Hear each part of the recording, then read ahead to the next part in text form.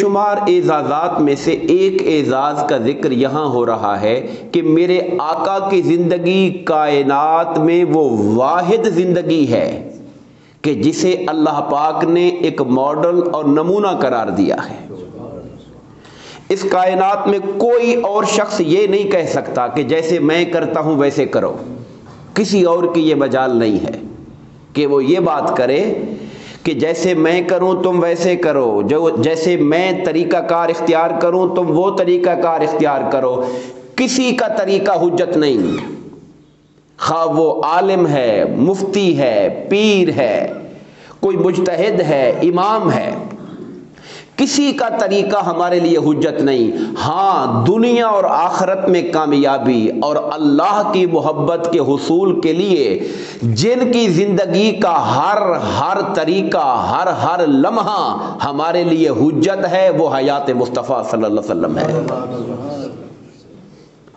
اب جن کی زندگی حجت ہے، کھانا کیسے ہے میرا طریقہ نہیں ہے، کسی اور کا طریقہ نہیں ہے، سرکار کا طریقہ دیکھنا ہوگا۔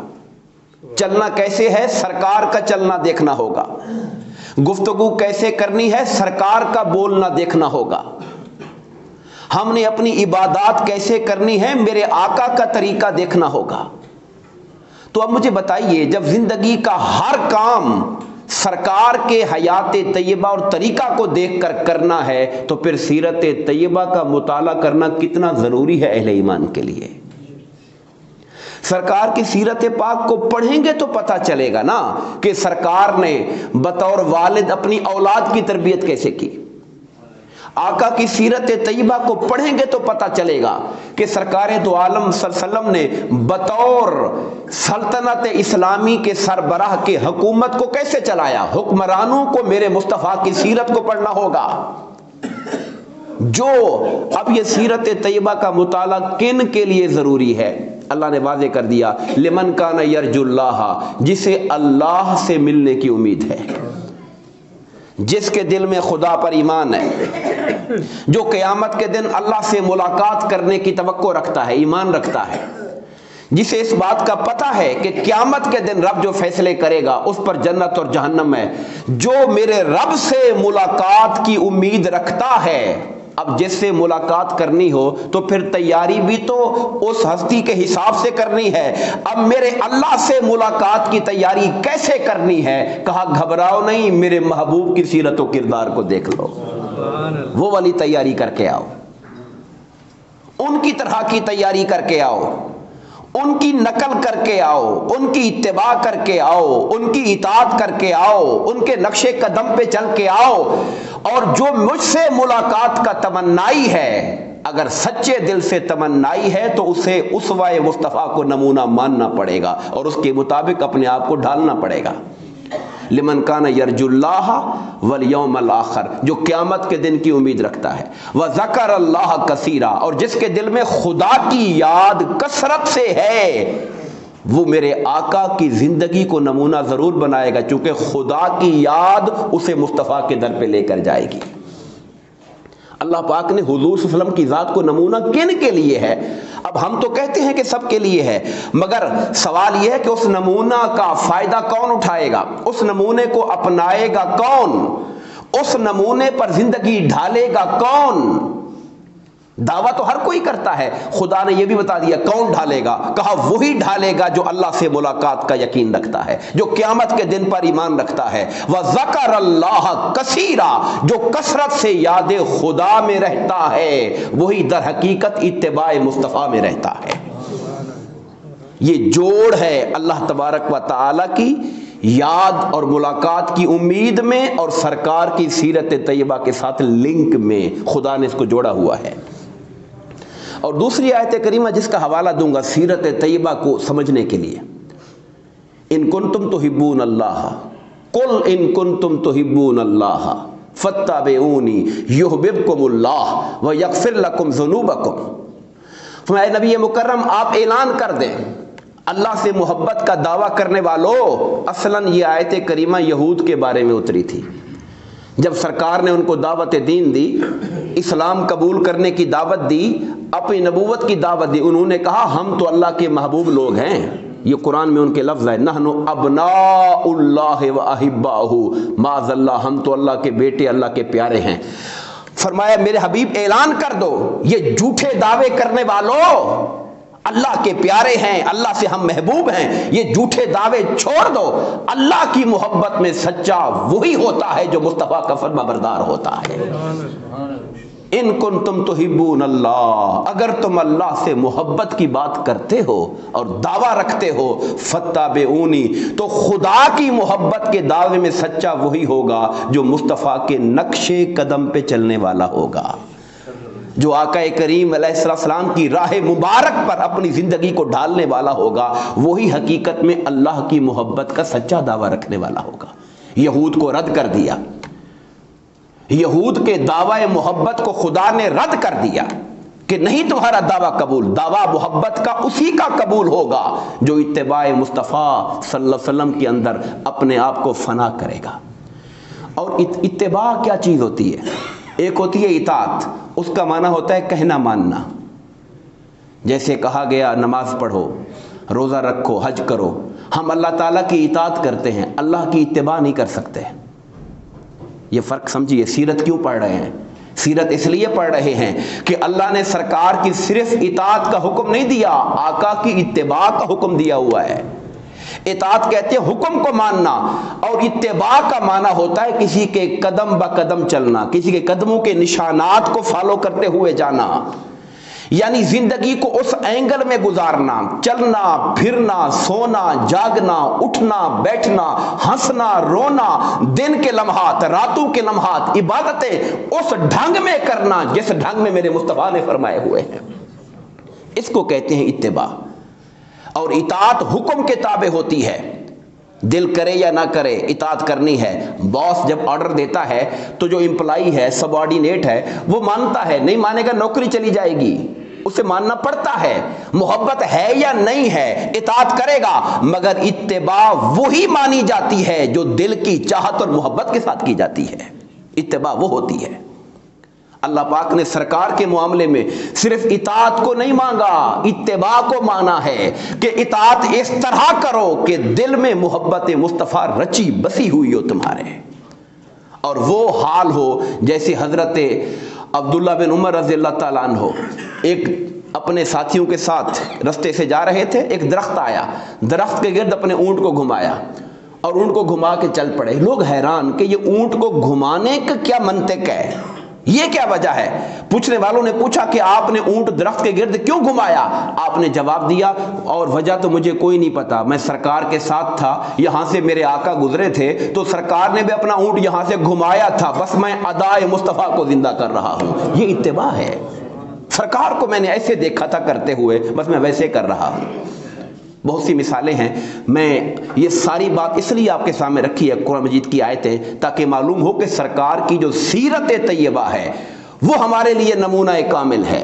سرکار کی سیرت طیبہ ہے، اسی کے ذریعے ہم اللہ کی فرما برداری کر سکتے ہیں۔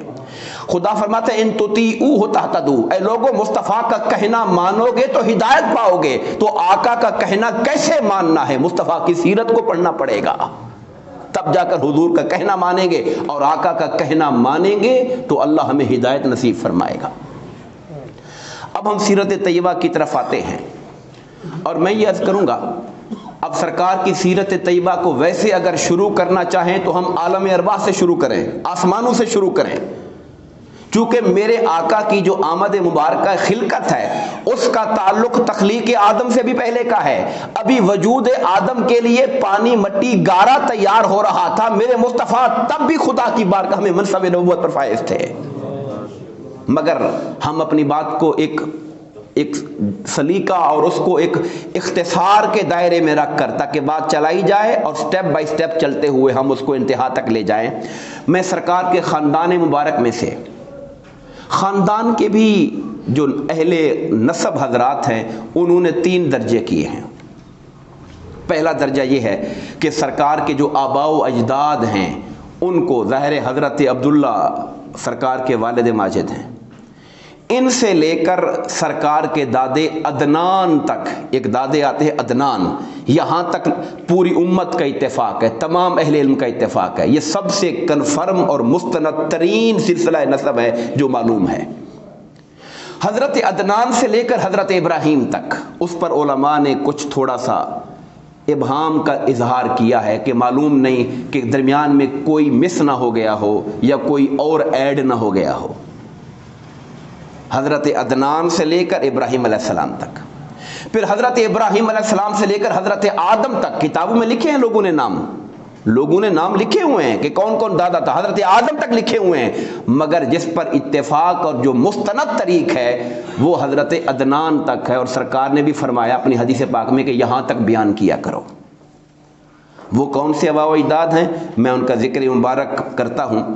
حضرت عبداللہ آپ کے والد ماجد، اب میں آگے ان کے والدین بیان کرتا جاؤں گا۔ حضرت عبد المطلب، حضرت ہاشم، حضرت عبد مناف، حضرت قصی، حضرت کلاب، حضرت مرہ، حضرت کعب، ان کے والد لوئی، ان کے اوپر حضرت غالب، ان کے اوپر فہر ہے۔ یہ جو فہر ہیں ان کا لقب تھا قریش، قبیلہ قریش فہر کی اولاد کو کہتے ہیں۔ قبیلہ قریش جس کو کہتے ہیں وہ فہر جو سرکار کے دادو میں سے ایک دادا آئے ہیں ان کا لقب تھا قریش، تو ان کی لقب کی وجہ سے ان کے نیچے کے جو خاندان ہے وہ قریش کہلاتا ہے۔ اور سرکار دو عالم صلی اللہ علیہ وسلم کے جو پڑ دادا تھے ان کا نام ہاشم تھا، تو اس وجہ سے سرکار کے خاندان کو بنو ہاشم، ہاشمی خاندان کہا جاتا ہے۔ ہاشمی آپ سنتے ہوں گے سرکار کا القاب میں سے۔ اب جو فہر ہیں ان کے اوپر پھر جو دادے شروع ہوتے ہیں وہ مالک بن نضر بن کنانہ بن خزیمہ بن مدرکہ بن الیاس بن مدر بن نزار بن معد بن عدنان، یہ جو آباء و اجداد ہیں حدیث پاک کے صحیح کے اندر ان کا ذکر باقاعدہ طور پر موجود ہے۔ مورخین نے، میں نے کہا اس سے آگے بھی ذکر کیے ہیں مگر اس پر شکوک کا بھی اظہار بعض اہل علم نے کیا۔ حضور نبی کریم علیہ الصلوۃ والسلام کے خانوادہ کا ذکر مبارک ہم آپ کے پردادا حضرت ہاشم سے شروع کریں گے۔ جناب ہاشم بیٹے تھے عبد مناف کے، اب کم از کم 4-5 دادے تو یاد ہونے چاہیے نا۔ سرکار کے والد ماجد حضرت عبداللہ، ان کے والد حضرت عبد المطلب، ان کے والد حضرت ہاشم، ان کے والد عبد مناف۔ عبد مناف تک یاد رکھیے، عبداللہ بن عبد المطلب بن ہاشم بن عبد مناف، یہاں تک کم سے کم یاد رکھیے۔ ہاشم کا اصل نام عمر تھا۔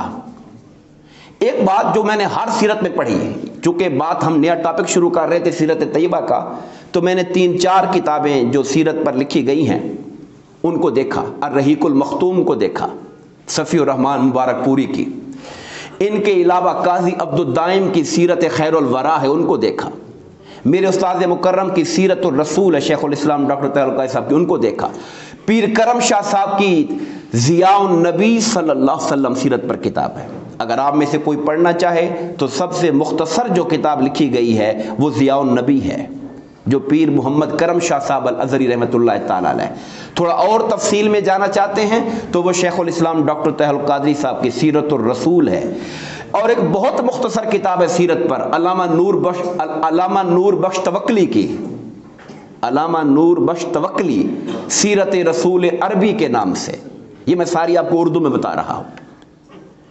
ان ساری کتب کو دیکھا اور چیک کیا تو ایک بات کامن ملی ہے کہ حضرت آدم سے لے کر حضرت عبداللہ تک جن کے وجود پاک میں میرے آقا کا نور منتقل ہوتا تھا، جن کی پشت سے اگلی پشت میں نور مصطفیٰ منتقل ہوتا تھا، تو ان کو اللہ تعالیٰ ظاہراً باطناً ہر اعتبار سے دنیا میں کمال عطا فرما دیا کرتا تھا۔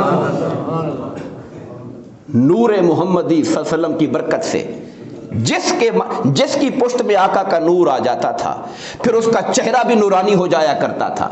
لوگ کہتے ہیں کہ ایسے چمکتا تھا جیسے چمکدار ستارہ چمکتا ہے، حقیقت میں وہ سارا نور میرے آقا کریم کی ذات پاک کا ہوا کرتا تھا۔ ان کا اخلاق بھی اعلیٰ ہوتا تھا، ان کا کردار بھی اعلیٰ ہوتا تھا، اپنے زمانے کے اندر اللہ تعالیٰ انہیں عزت اور کرامت بھی وہ دیتا تھا جو کسی اور کو عطا نہیں فرمائی ہوتی تھی۔ یہ سرکار کے ہر دادے کے ذکر میں یہ بات ملے گی۔ ہاشم کا اصل نام عمر تھا، امر، مگر مکہ کے اندر قحط پڑ گیا، حاجیوں کے لیے کھانے کے لیے کچھ نہیں تھا۔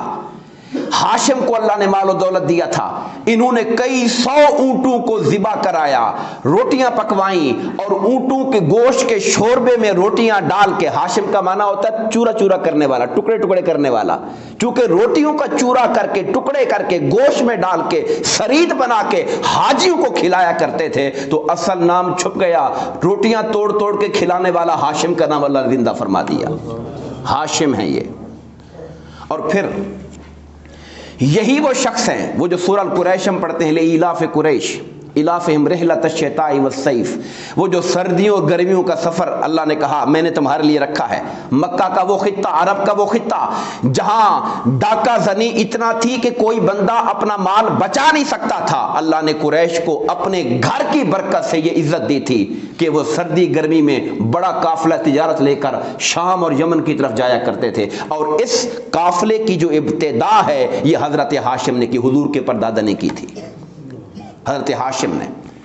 آپ سفر کے لیے شام کی طرف گئے تو رستے میں مدینہ پڑتا تھا جو اس ٹائم یثرب کہلاتا تھا۔ جب آپ وہاں تشریف لے گئے تو وہاں بنو نجار کی ایک خاتون تھی سلمہ بنت عمر، آپ وہاں ٹھہرے اور وہاں ان سے نکاح کیا، سلمہ بنت عمر سے۔ یہ بنو نجار ہم لوگ سنتے ہیں، میں خود کنفیوز تھا اس کے اوپر، ہم سنتے ہیں سرکار کے ننیال تھے، یاد رکھیے کہ میرے آقا کے ننیال مدینے میں نہیں تھے، سرکار کے دادے کے ننیال مدینے میں تھے۔ سرکار کی اپنی والدہ مائدہ وہ مکہ کا قبیلہ بنو زہرہ تھا، وہ بنو زہرہ کی تھی، مکہ میں رہنے والے تھے، حضور کا ننیال مدینہ کا نہیں تھا، حضور کے دادو کا ننیال مدینہ کا تھا۔ بنو نجار سرکار کے دادو کے ننیال تھے، تو وہاں پہ جا کے انہوں نے شادی کی، اور جس خوش نصیب عورت سے شادی کی حضرت سلمہ تھی، اور یہی وہ لمحات تھے جب نور نبوت مصطفیٰ ان کی پشت میں تھا۔ وہ وہاں پر مہینہ ڈیڑھ مہینہ قیام کیا، اس کے بعد اپنی بیوی کو وہیں چھوڑ کر آگے تجارت کے لیے شام چلے گئے۔ وہاں فلسطین کا جو شہر غزہ ہے، غزہ آپ سنتے ہوں گے، غزہ میں آپ کا انتقال ہو گیا، آپ کی قبر انور غزہ کے اندر تھا، ہاشم کی انتقال ہو گیا، شادی کر کے گئے تھے، انتقال ہو گیا، ان سے اللہ نے بیٹا دیا۔ اس بیٹے کا نام، ان کے پیدائشی بال سفید تھے تو ماں نے نام رکھا شیبہ، شیبہ کہتے ہیں بوڑھے کو، سفید بالوں والوں کو، تو بچے کا نام رکھ دیا سفید بالوں والا بوڑھا، شیبہ ان کا نام رکھا۔ اچھا، پیچھے مکہ میں ان کے خاندان کو خبر ہی کوئی نہیں تھی کہ ہاشم وہاں شادی کر کے گئے ہیں، انہیں اطلاع ہی نہیں تھی، چونکہ شادی وہاں کی، وہاں سے آگے شام گئے، فلسطین میں جا کے فوت ہو گئے، دفن ہو گئے، خبر ہی نہیں ہوئی خاندان کو کہ ان کا بیٹا یہاں پر شیبہ مدینہ یثرب کے اندر رہتا ہے، ماں اسے پال رہی ہے، اس کے ماموں نانے مامے اس کو پال رہے ہیں۔ 9-10 سال کے وہ ہو گئے، تب کسی نے جا کر، حضرت ہاشم سردار تھے اپنی قوم کے، جب وہ فوت ہو گئے تو ان کا بھائی مطلب سردار بنا، عبد المطلب نہیں، مطلب سردار بنے۔ ان کو کسی نے خبر دی کہ تمہارا بھائی ہاشم کا بیٹا یثرب کے اندر رہتا ہے، تم سردار قوم ہو، تمہیں اپنے بھتیجے کی پرواہ نہیں ہے۔ یہ خبر سن کر انہیں اونٹ دوڑایا، سیدھے یثرب آ گئے، مدینہ میں آ گئے۔ حضرت ہاشم کو حضرت شیبہ کو دیکھا تو شکل سے دیکھ کر پتہ لگ گیا ہمارے خاندان کا چشم و چراغ ہے، کہا میں تمہارا چچا ہوں، چلو میرے ساتھ تم۔ انہوں نے کہا نہیں، میری ماں جب تک اجازت نہیں دے گی میں نہیں جاؤں گا آپ کے ساتھ۔ چچا کہہ رہا ہے چلو، چچا سردار ہے مکہ کا، انہوں نے کہا امی جان جب تک اجازت نہیں دے گی میں نہیں جاؤں گا۔ ان کے جو چچا تھے وہ اپنی بھابھی یعنی حضرت ہاشم کی اہلیہ سے جا کے ملاقات کرتے، اجازت لیتے ہیں کہ بیٹے کو میرے ساتھ بھیجو، یہ ہمارا بھتیجا ہے۔ انہوں نے انکار کیا کہ میرا یہ ایک ہی نشانی ہے، میرا بیٹا ہے۔ کہا نہیں، جانے دو، یہ یہاں جائے گا، وہاں جا کر سردار بنے گا، اپنے باپ کا منصب سنبھالے گا، اللہ کے گھر کا خدمتگار بنے گا، یہ اسے میرے ساتھ بھیجو تم۔ تو جب یہ بات سنی کہ ان کو سرداری دی جائے گی اور بیت اللہ کا متولی بنے گا، اللہ کے گھر کا متولی بنے گا، تو انہوں نے بیٹے کو روانہ کر دیا۔ جب وہاں پہ مکہ میں گئے، پیچھے بیٹھے ہوئے تھے سواری پر، لوگوں نے پوچھا یہ بچہ کون ہے؟ ان کا بارے میں کسی نے کہا کہ شاید یہ کوئی غلام خرید کے لائے ہیں، کوئی بچہ، تو غلام کو کہتے تھے عبد، اس لیے لوگوں نے کہا یہ عبد المطلب ہے، مطلب کا غلام ہے، مطلب کا غلام ہے۔ وہ کہتے بھی رہے میرا بھتیجا ہے، بھائی بھتیجا ہے، مگر عبد المطلب زبان پہ چڑھ گیا، اصل نام شیبہ لوگ بھول گئے ان کا۔ تو عبد المطلب کا معنی ہے مطلب کا غلام، تو اصل نام ان کا شیبہ تھا۔ یہ سرکار کے دادا کی ہم بات کر رہے ہیں۔ جو اپنے باپ ہاشم کی نشانی تھے، یثرب میں رہ گئے تھے، چچا ان کو 11 سال کی عمر میں لے کر آئے تھے اور عبد المطلب کے نام سے وہ مشہور ہو گئے تھے۔ وقت تھوڑا ہے، میں حضرت عبد المطلب کے حوالے سے چند باتیں عرض کر کے پھر بات کو سمیٹوں گا۔ دو باتیں بڑی اہم ہیں حضرت عبد المطلب کے حوالے سے۔ سب سے پہلی بات، دو بڑے واقعات جو اللہ پاک نے نشانی بنائے ان کی عزت اور عظمت کی، اور ایک اشارہ دیا کہ اب وہ نبی مکرم آنے والے ہیں جن کے لیے کائنات کو سجایا گیا تھا۔ دو بڑے نشان ہوئے، ایک تو یہ کہ عبد المطلب نے خواب دیکھا، اللہ تعالیٰ فرما رہے ہیں طیبہ کو کھودو۔ انہوں نے کہا پتہ نہیں طیبہ کیا ہوتا ہے۔ اگلی رات پھر خواب آیا، تابہ کو کھودو۔ انہیں پھر سمجھ نہ آئی تابہ کیا چیز ہے۔ پھر تیسرے دن خواب آیا، زمزم والے کنویں کو کھودو۔ زمزم والا کنواں وقت گزرنے کے ساتھ ساتھ بنو جرہم قبیلہ رہتا تھا یہاں پر، وہ جب یہاں سے کوئی جنگیں ہوئی، لڑائیاں ہوئی، انہیں مکہ چھوڑنا پڑا، جاتے جاتے زمزم کے کنویں کو بند کر گئے۔ وہ مکہ خانہ کعبہ کا کچھ سامان تھا، سونا تھا، کچھ اور چیزیں تھی، کنویں میں ڈالا، اوپر سے مٹی ڈال کے بھر کے چلے گئے، اور لوگ کئی سال تک بھول گئے کہ یہاں کنواں بھی ہوتا تھا۔ نسلیں گزر گئی، 100 سال گزر گئے، کئی 100 سال گزر گئے۔ اب اللہ تعالیٰ حضور کے دادا کو خواب میں کہہ رہا ہے کہ وہ کنواں کھودو۔ وہ سوچنے گئے کہ کون سا کنواں کھودوں، کیسے پتہ لگے گا کنواں کھودوں، کہاں ہے کنواں۔ پھر ان کو خواب بتایا گیا کہ جانور کی اوجڑی اور اس کے دودھ کے درمیان والی جگہ کو کھودو۔ وہاں باہر گئے، حرم کے پاس کوئی جگہ ایسی نہیں تھی جہاں جانور پڑا ہو، اوجڑی پڑی ہو، دودھ پڑا ہو۔ تھوڑی دیر بعد دیکھا کہ کوئی قبیلے والے گائے کو ذبح کر کے لے کر آئے اور وہاں پہ جا کر انہوں نے اس کی اوجڑی پھینکی، اور اوجڑی پھینکی تو ساتھ دودھ بھی سفید۔ ان کو نشانی یاد آ گئی، اللہ نے یہ نشانی مجھے بتائی تھی۔ پھر خواب میں یہ بھی آیا تھا جہاں پہ کوا ٹھونگے مار رہا ہوگا وہ جگہ کھودو۔ اس جگہ کو نے کھودنا شروع کر دیا۔ لوگوں سے کہا میری امداد کرو۔ لوگوں نے کہا عبد المطلب کو پتہ نہیں کیا ہو گیا ہے، کیسے کنویں کھودنے شروع کر رہا ہے یہ۔ مگر چونکہ آپ کو تو اللہ کا حکم ہو چکا تھا، آپ تو خواب میں منظر دیکھ چکے تھے، تو آپ نے کنواں کھودنا شروع کر دیا۔ ایک بیٹا تھا آپ کا، اس کا نام تھا حارث۔ ایک ہی بیٹا تھا، حارث تھا۔ بیٹے سے کہا میری امداد کرواؤ، اللہ کا حکم ہے کہ کنواں کھودنا ہے۔ باپ بیٹا کنواں کھودتے رہے، لوگ مذاق کرتے رہے۔ جب تھوڑا اور کھودا، کنویں کے نشانات نظر آنا شروع ہو گئے، اور وہ جو سونے کے ہرن تھے اور کچھ اور چیزیں بنو جرم چھپا گئے تھے، وہ سونا ظاہر ہو گیا۔ جب سونا ظاہر ہوا، پوری قوم کٹھی ہو گئی۔ عبد المطلب ہم بھی تمہارے ساتھ ہیں، ہم کٹھے کریں گے۔ پھر ساری قوم شریک ہو گئی۔ جو پہلے مذاق کر رہے تھے، آپ نے کہا نہیں، یہ میرے رب نے مجھے حکم دیا ہے، میں اس میں کسی کو شریک نہیں کروں گا۔ یہ رب نے مجھے حکم دیا ہے، قوم کے لیے نہیں کہا، میرے لیے کہا ہے، میں اس میں کسی کو شریک نہیں کروں گا۔ خیر، قوم نے جھگڑا ڈال دیا، تو پھر کہا گیا کہ چلو قبیلہ بنو سعد کی، اس زمانے میں جو کاہن لوگ ہوتے تھے، کاہن، وہ ان کی باتیں بڑی چلتی تھی۔ جیسے ہم کہہ لیں آج کے زمانے کے اندر کوئی علم نجوم کا ماہر ہوتا ہے، کوئی پامسٹری کا ماہر ہوتا ہے، ہاتھ کی دیکھنے کی لکیریں دیکھنے والا۔ اس زمانے میں کاہن ہوا کرتے تھے، تو لوگ کاہنوں کی باتیں مانا کرتے تھے۔ تو کہا بنو سعد کی کاہن ہے، اس کے پاس چلتے ہیں۔ مختصر یہ کہ سارا قافلہ چل پڑا، وہاں سے فیصلہ کراتے ہیں کہ ہمارا حصہ ہے یا نہیں اس کے اندر۔ رستے میں صحرا میں رستہ بھول گئے اور پانی ختم ہو گیا عبد المطلب کے قافلے کا۔ مخالفوں کے پاس پانی تھا، ان کے پاس نہیں تھا۔ انہوں نے اپنے وہ جو مخالف خاندان کے تھے ان سے کہا پانی دو، انہوں نے کہا نہیں ہم پانی نہیں دیں گے تمہیں۔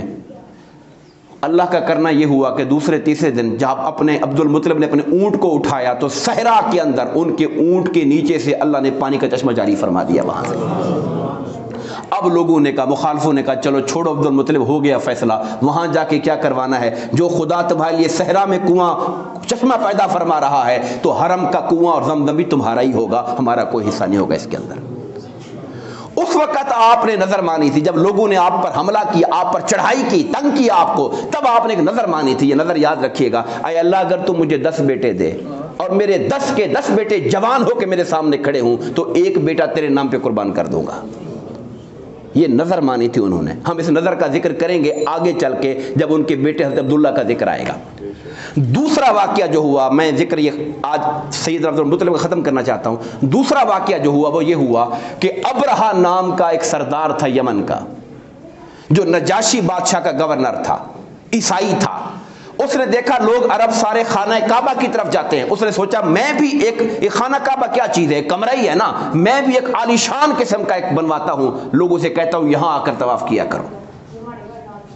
اب کہاں اللہ کا بنایا ہوا گھر، کہاں کسی انسان کا بنایا ہوا کمرہ، عرب کے کسی بندے کو غصہ آیا، اس نے جا کر وہ جو اس نے بنایا ہوا تھا وہاں جا کے پیشاب پخانہ کرایا۔